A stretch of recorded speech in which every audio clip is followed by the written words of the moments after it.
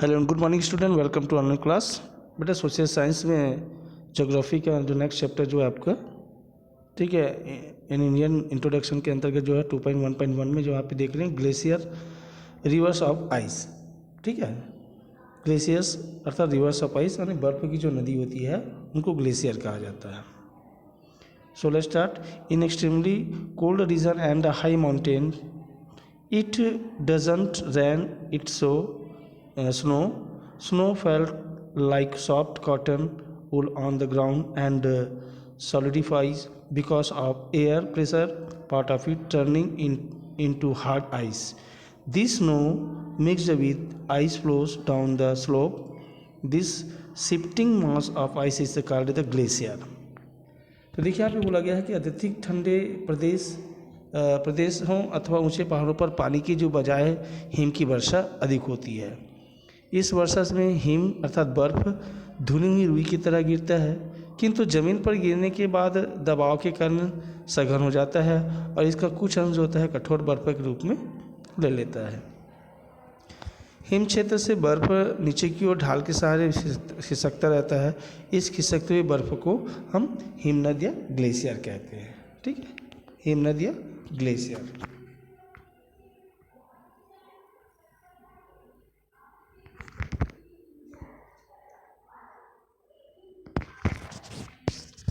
Glacier flow through valley just like the river, so they are river of ice originating from the snow-capped mountains. तो देखिए नदियों की तरह हिमनद भी घाटियों से होकर बहता है, अर्थात हिमनद अर्थात ग्लेशियर बर्फ की नदी है जिसका स्रोत हिम क्षेत्र है, मतलब बर्फ का क्षेत्र है।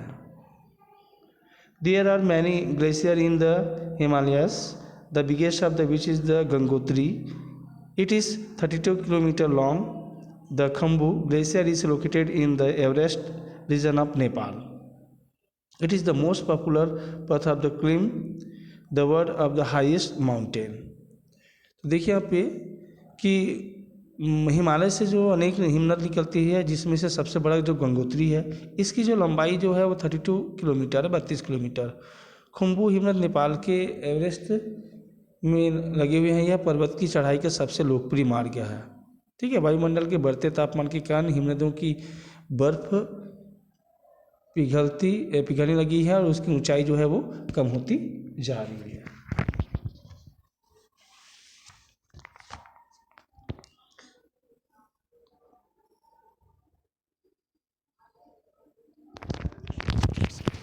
नेक्स्ट यहाँ पे देखिए द कश्मीर वैली, जिसको हम कहते हैं कश्मीर की घाटी।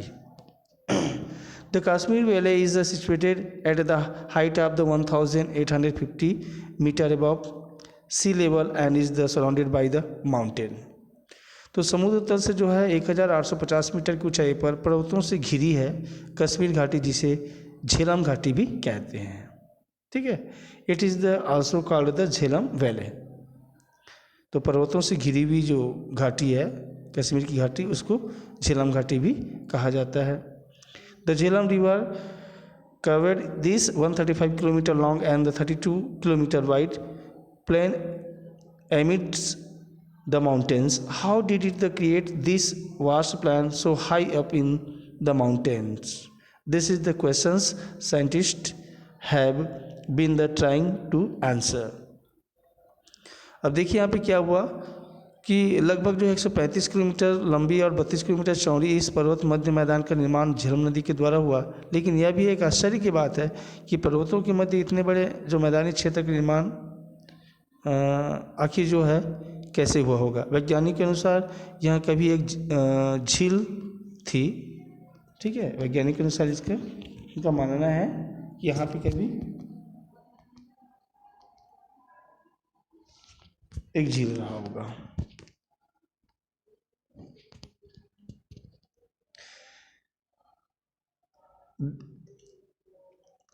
They say there was once of the lake there. It water flowed through the crevice into the Jhelum river when the earthquake split the mountain. तो एक बार भूकंप के कारण पहाड़ में दरारें पड़ने से झील का जो पानी जो था झेलम नदी में निकल गया। उस प्राचीन झील का जो अवशेष आज भी डल झील के रूप में मौजूद है। जम्मू और कश्मीर की राजधानी श्रीनगर इसी घाटी में अर्थात डल झील के किनारे बसी हुई है। ठीक है, ये the remains of this ancient lake is the Kashmir present Dal lake Srinagar the capital of Jammu and Kashmir is situated near the Dal lake in the valley.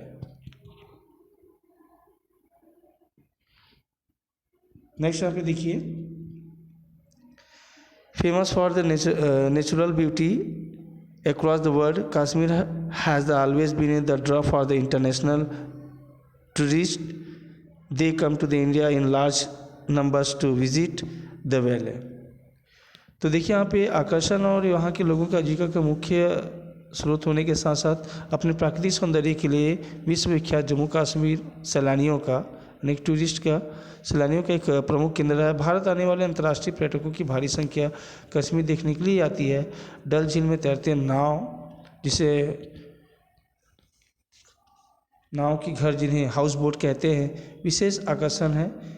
यहाँ के लोगों की जो आजीविका का प्रमुख स्रोत भी है। कृषि के अलावा यहाँ कई प्रकार के उद्योग जैसे कालीन उद्योग, अखरोट की लकड़ी की फर्नीचर बुनाई, कश्मीर पश्मीना, शाल केसर आदि का उत्पादन भी करते हैं।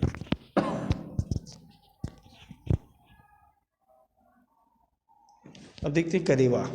ठीक है, तो करेवा क्या है? एक सीढ़ीनुमा जो खेती है, सीढ़ीनुमा जो खेती किया जाता है उसको करेवा कहा जाता है। The Kashmir valley is surrounded by the high mountains. तो क्या बोला गया यहाँ पे कि कश्मीर घाटी ऊंची पहाड़ियों से घिरा हुआ है। It is the shaped plan as we can see in figure 2.5. Thousands of years ago there was a very big lake there which was fed by the water of rivers and streams falling down from the surrounding mountain. तो इसका धरातल जो है वो तस्तरी नुमा है। ठीक है, जैसा कि हम चित्र 2.5 में देख सकते हैं कि हजारों साल पहले यहाँ बहुत बड़ी झील थी जिसमें चारों तरफ की पहाड़ियों से कई नदी नालों का पानी बहाकर आता था और ये नदी नाले अपने साथ लाए अवसाद, मिट्टी या गाद, क्ले आदि को कई सालों तक झील में जमा करते गए। तो over the years this river and the streams deposit the sediments, silt, clay, etc. in the lake. When the Pir Panjal range began to rise because of the internal process within the earth, the water of the lake drained out plateau like the trace of tableland or the form on the surrounding mountain called the Karevas or the Udras in the local language. These traces are very fertile. This priceless spice है the saffron अर्थात जफरान केसर। तो देखिए यहाँ पे क्या बोला गया है कि यांत्रिक प्रक्रिया के कारण पीर पंजाल से नींव पर ऊपर उठने लगी और जिससे झील का पानी जो था बाहर निकल गया। इस पहाड़ी कगारों पर सीढ़ीनुमा खेत बने जो खेती के लिए काफ़ी उन्नत है। इसे करेवा कहते हैं। यहाँ की जो क्षेत्रीय भाषा में इसे उंद्रा भी कहते हैं। इस सीढ़ीदार भूमि पर बेशकीमती केसर या जाफरान की खेती होती है। ठीक है, यह है केसर के फूल। ठीक है, और जफरान या सफ़रान जिसको कहा जाता है। तो जफरान देखिए ऊपर, is grown on this terraces when the saffron plant flower, the stigmas are the removed. They are used to prepare many medications. They are also used to add the spice of the prepare delicious dishes at the Kashmir. Saffron is the famous the world over.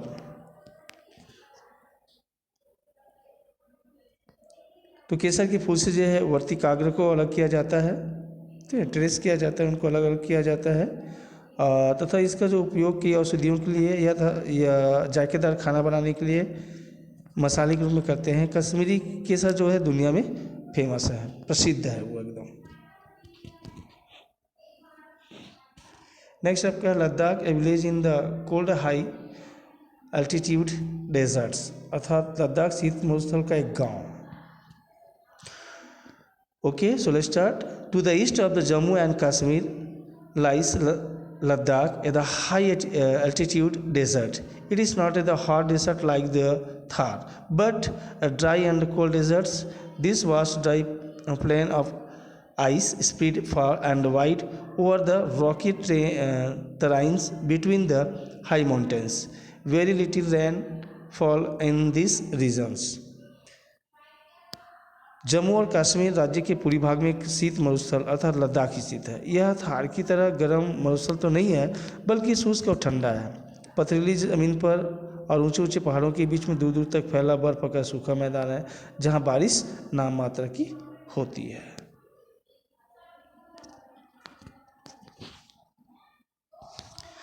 Let's explore the village in Ladakh where किम live.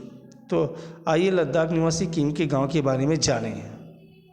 The village is called the Pher, situated on the bank of the Penzila river.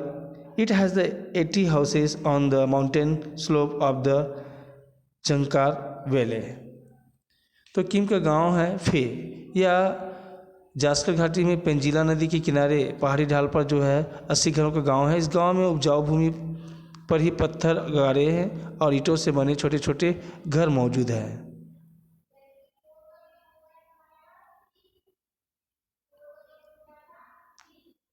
The small houses made of the stones, gravel and the bricks are built on the fertile land. They are known as the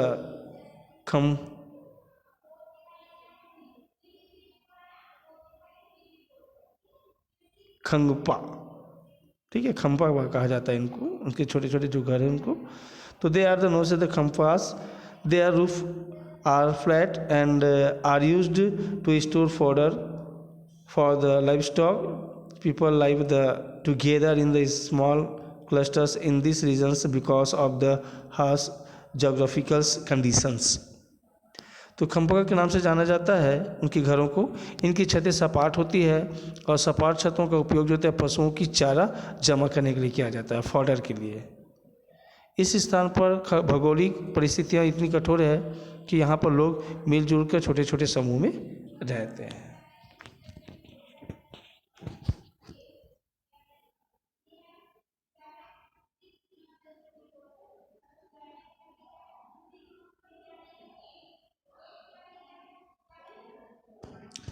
The people in the Kim's village wear warm woolen clothes called the goncha throughout the year. किम के गांव के लोग साल भर गर्म कपड़े पहनते हैं जिसे गोंचा कहते हैं। The climate is dry and the village faces the shortage of water. Have you ever walked on the frozen river? तो यहाँ केवल जलवायु ही शुष्क नहीं है, बल्कि गांव में पानी की भी कमी है। ठीक है। The Penzila river freezing during winter to the people can walk on it. The frozen river from the path that the reduces the distance to the neighbouring villages. तो क्या आप कभी बर्फ़ से जमी हुई नदी पर चले हैं? नहीं। तो देखिए यहाँ पे सर्दी के महीने में गांव के पास पेंजिला नदी जम जाती है और लोग उस पर चलते हैं। नदी के जम जाने से एक गांव से दूसरे गांव तक जाने का छोटा रास्ता बन जाता है।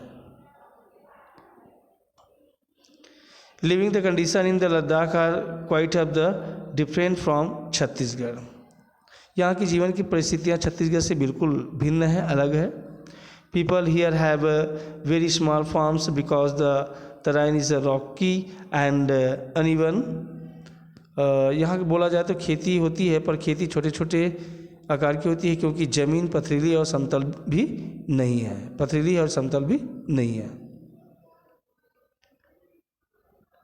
They grow peas, cabbage, cauliflower, potatoes, wheat and millets। Most of the what they grow in for the household consumptions, not to the sell in the market। तो ज़्यादातर लोग जो होते हैं यहाँ पर मटर, गोभी, आलू, गेहूँ या बाजरा उगाते हैं, जो अधिकांशतः घर में उपयोग होने लायक होता है, बाजार में नहीं बेचा जाता। Sell in the not market। This kind the farming where you grow only what you need at the home is called subsistence farming। तो बाज़ार में नहीं बेचा जाता। ऐसी कृषि जिसमें केवल इतनी ही उपज होती है जिससे घर की आवश्यकताएं या मूल ज़रूरतें पूरी हो, तो इस प्रकार की जो कृषि होती है उनको कहते हैं निर्वाह कृषि अर्थात सब्सिस्टेंस फार्मिंग। निर्वाह कृषि, subsistence farming. Okay, that's all, good day.